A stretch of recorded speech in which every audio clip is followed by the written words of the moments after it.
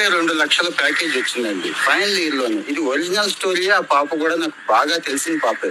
అలాగని ఆ కాలేజీలో అందరికీ వచ్చిందా అంటే మిగిలిన వాళ్ళకి 3 లక్షలు 4 లక్షలు వచ్చింది. ఆ పాపకు మాత్రమే 32 లక్షలు ప్యాకేజ్ ఇచ్చారు.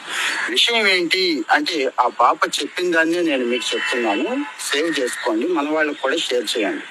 బీటెక్ చదువుతున్నప్పుడు కేవలం బీటెక్ చదివేసి ఎగ్జామ్స్ రాసేసి మంచి క్రెడిట్ తెచ్చేసుకుంటే ఎవడు ఉద్యోగాలు ఎవడు దాటట్లేదని చెప్తుందండి. అంటే కొన్ని స్కిల్స్ ఉన్నాయి. బీటెక్ ఆస్పిరెంట్స్ ముఖ్యంగా కంప్యూటర్ సైన్స్ లో 90% అందులోనే ఉన్నారు కదా, వాళ్ళు ఈ స్కిల్స్ మీద దృష్టి పెట్టండి అంటున్నారండి. ఏమంటారా? అటు C+ కానీ, జావా కానీ, పైథాన్ కానీ నేర్చుకోమని, ఫుల్ స్టాక్ వెబ్ డెవలప్మెంట్ నేర్చుకోమని, వీలైతే అటు సైబర్ సెక్యూరిటీ కూడా ఫండమెంటల్స్ మాత్రమే నేను చెప్తుంది నేర్చుకోమని, అలాగే డేటా సైన్స్ ఫండమెంటల్స్ నేర్చుకోమని, మొబైల్ యాప్ డెవలప్మెంట్ నేర్చుకోమని, వీలైతే డిజిటల్ మార్కెటింగ్ టూల్స్ కూడా కొన్ని ఉన్నాయండి.